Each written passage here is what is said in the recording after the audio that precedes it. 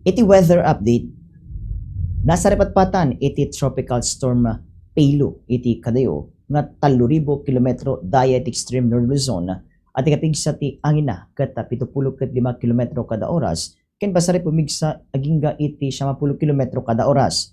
Gapo iti southwest monsoon ket natudo ti Metro Manila, La Union, Benguet, Pangasinan, Zambales, Bataan, Tarlac, Pampanga, Bulacan, Rizal, Cavite, Batangas ken Occidental Mindoro ken uri Western Visayas. Dadu mga paset iti Ilocos Region, dadu mga paset iti Cordillera Administrative Region, dadu mga paset iti Cagayan Valley, dadu mga paset iti Mimaropa, dadu mga paset iti Central Luzon, ken duma nga paset iti Calabarzon isu pasaray na ulep aging nga mapatupatu katudo ken nagaruod iti paniempo.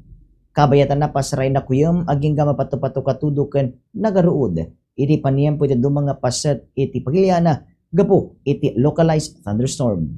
Ti temperatura kadigiti na dumadumong lugar ti Luzon, iti Vigan 27 degrees Celsius, Lawag 28 degrees Celsius, Baguio 22 degrees Celsius. Ti Visayas, Iloilo City ket 28 degrees Celsius, Calbayog 30 degrees Celsius, ti Cebu City 31 degrees Celsius.